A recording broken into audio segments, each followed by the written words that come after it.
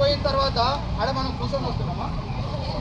కింద కూర్చోకొచ్చినాం కదా, పని చేస్తున్నాం కదా, మనకు కొలత ఇచ్చారు కదా, ఈ కొలత ప్రకారమే మనం పని చేస్తే టెక్నికల్ అసిస్టెంట్ వచ్చి ఆ పద్ధతిలో కొలత తీస్తున్నాడు కదా, కొలత తీసిన తర్వాతనే మనకు ఆ రోజు దానికి సంబంధించినటువంటి కొలతకు సంబంధించిన కూలి ఇస్తున్నాడు కదా.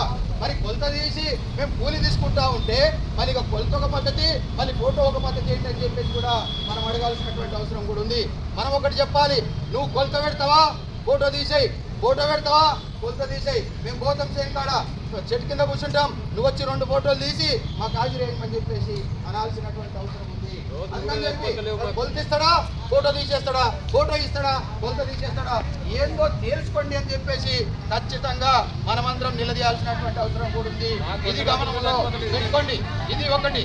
రెండోది ఇంకోటి చెప్తారట, 5 పార్లమెంట్లో ఆమోదం పొంది 2006 ఫిబ్రవరి 2 నుంచి దేశవ్యాప్తంగా అమలవుతున్నటువంటి ఉపాధి హామీ చట్టం. ఈ చట్టం ఎవరి దయా దాక్షిణ్యాల వల్ల వచ్చింది కాదు. మనమందరం కొట్లాడి పేదోళ్లకు కూలీలకు ఇప్పటిదాకా చట్టం అంటూ లేదు. వచ్చిన వాళ్ళకు మాత్రం చాలా చట్టాలు ఉన్నాయి. వాళ్ళేమో పందికొక్కులు లెక్క బలుస్తూ ఉన్నారు.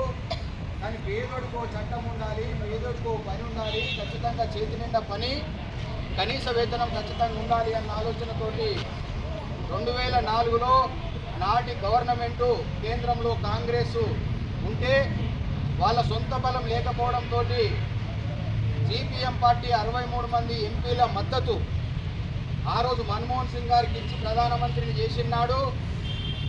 మరి మీకు మేము మద్దతు ఇస్తున్నాం, మరి మీరు ప్రజానికం కోసం ఏం చేస్తారని చెప్పేసి అడిగితే ఏం చేయాలి చెప్పండి అని చెప్పేసి అంటే కూలీలకు పేదలకు చాలామందికి ఇప్పుడు పనులు దొరకట్లేదు.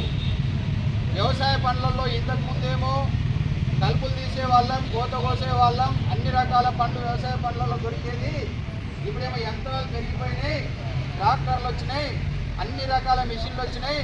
కాబట్టి పనులు దొరకట్లేదు అన్న ఆలోచనతోటే 2005లో జాతీయ గ్రామీణ ఉపాధి హామీ చట్టం తీసుకురావాలి అని చెప్పేసి ఆ రోజు మనం మాట్లాడితే కూలీలకు చాలా పనులు ఉన్నాయి, ఈ 100 రోజుల పని ఏంటి, ఎండకాలం పని ఏంటి, అసలు ఈ పని ఎందుకని చెప్పేసి చాలామంది నగినటువంటి పరిస్థితి.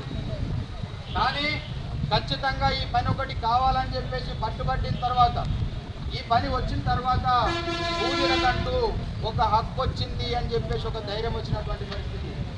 కూలీలందరూ 2006 నుంచి మనం పనులు చేసుకొని బతుకుతున్నాం. అంటే ఉపాధి హామీ మీద మనమేం బిల్డింగులు కట్టలేదు, బిల్డింగ్లు కట్టలేదు ఉపాధి హామీ మీద. అయితే మాకొక హక్కు ఉంది, మాకొక చట్టం ఉంది.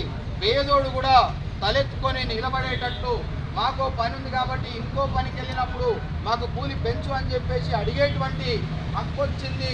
ఆ హక్కుదారనే ఉపాధి హామీలో మనం ఇప్పటి వరకు కొనసాగుతూ ఉన్నాం. ఈ ఉపాధి హామీని మనం 2 పద్ధతుల్లో మాట్లాడుకోవాలి. ఒకటి, 2006లో పని ప్రారంభమైనప్పటి నుంచి 2014 వరకు కేంద్రంలో కాంగ్రెస్ పార్టీ అధికారంలో ఉన్నప్పుడు మనకి ఏమేమి వచ్చినాయి, హక్కులు ఏమున్నాయి. 2014 నుంచి 2026 వరకు దేశంలో బీజేపీ అధికారంలోకి వచ్చింది. ఆ తర్వాత వాళ్ళు మన హక్కుల్ని ఎట్లా తీసేసిండ్రు అనే విషయాలు 2 పద్ధతుల్లో మాట్లాడుకోవాలి. వచ్చినాయి కొద్ది మంది కన్నా గడపారాలు ఇవి వచ్చినాయి.